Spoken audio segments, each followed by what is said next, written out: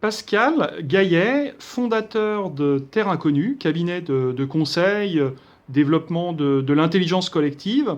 Est-ce que tu peux me dire ce qui t'a amené à travailler sur l'intelligence collective? Alors en fait, j'ai découvert l'intelligence collective sur le terrain et à la suite d'une demande d'un client. Comme il avait des problèmes budgétaires, il souhaitait que je puisse faire une animation en team building d'équipe. Mais au lieu de prendre une seule équipe en même temps, il m'a proposé prendre 5 ou 6 à la fois. Et donc un jour, je me suis retrouvé tout seul à animer un collectif de 50 personnes. Et d'un seul coup, je me suis aperçu que ce collectif recelait des qualités d'intelligence, des qualités de cœur, des qualités de parole qui étaient décuplées quand on arrivait à trouver un processus pertinent pour pouvoir libérer la parole et faire en sorte que les gens puissent interagir. Alors après, l'intelligence collective a été connue, ça c'était il y a une trentaine d'années, l'histoire dont je vous raconte. Et moi j'ai beaucoup appris sur le terrain, et peut-être que, en toute humilité, je peux essayer de donner quelques ingrédients qui, pour moi, sont importants dans l'intelligence collective. Alors, quels seraient ces ingrédients? Alors, le premier, c'est qui me paraît fondamental, c'est quelle est l'intention du dirigeant ou du collectif qui veut fonctionner en intelligence collective. Cette attention, si elle est manipulatoire, si elle est faible, si elle est à la mode, si elle est pas bien, pas bien intentionnée, peut être extrêmement dévastatrice. Travailler avec des clients et des patrons qui veulent développer du sens et qui font confiance dans leurs collaborateurs, ça, pour moi, c'est la première étape. Après, la deuxième étape, c'est que il faut faire une confiance dans le collectif. Alors, pour moi, c'est une confiance inconditionnelle et accepter que ce qui se passe nous dépasse largement. Et pour ça, il y a évidemment tout un travail sur le processus, tout un travail sur la façon de faire.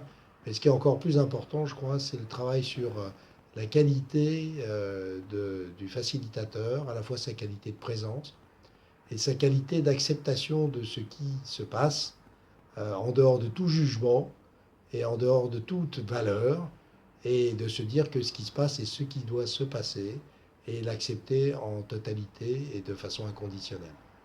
Ça demande, je peux vous le dire, énormément de travail personnel, et surtout un recul énorme pour être capable à un moment donné, quand il y a des choses qui ne vont pas dans le sens qu'on avait imaginé au départ, et peut-être pas dans le sens que le dirigeant avait imaginé au départ, et ben, une capacité de lâcher Comment tu as prise. développé cette capacité de Bon, la facilitateur? confrontation sur le terrain, avec de multiples cas aussi divers les uns que les autres, avec des collectifs très différents, et toujours avec l'humilité, à la fin, de se dire, mais qu'est-ce qui s'est passé? Qu'est-ce que je peux en retirer? Qu'est-ce que je peux apprendre? Et surtout, un des éléments essentiels qu'on développe de plus en plus maintenant au niveau de Terres Inconnues, c'est la co-animation, qui est le ferment du co-leadership, qui pour moi est un élément d'avenir dans l'intelligence collective. C'est-à-dire comment être à 2, à 3, à 4, à 5 autour d'une animation et être capable de se faire une confiance entre nous et de se passer la balle et d'avancer en parallèle pour animer un collectif. Donc, on parle plutôt d'équipe intervenante que d'intervenant tout seul. Oui, je pense que l'intervenance est finie.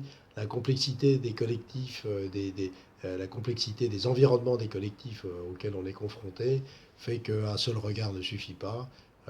Avoir plusieurs regards me paraît fondamental. En plus, le mélange des personnalités fait que quand on est plusieurs intervenants, certains peuvent toucher certaines personnes, d'autres personnes. Donc finalement, on a une osmose avec le collectif qui est bien plus large que quand on est un seul intervenant. Une dernière question, Pascal. Quel conseil tu nous donnerais pour réussir à apprendre ensemble? Alors, c'est une belle question, hein. Comment réussir à apprendre ensemble? Moi, je pense que d'abord, il faut peut-être apprendre à sourire, à être heureux et à être serein dans la vie. C'est probablement un des éléments fondamentaux. Et accepter que finalement l'autre, c'est une partie de moi, que s'il m'envoie un message, même s'il est négatif, ne pas tirer sur le messager, mais au contraire accepter le message, et me dire que à la fois je suis une antenne qui transporte des choses que je ne maîtrise pas et qui viennent pas de moi, et à la fois l'autre est une partie de moi, que moi je suis une partie de l'autre, c'est-à-dire qu'on est tous partie d'un tout.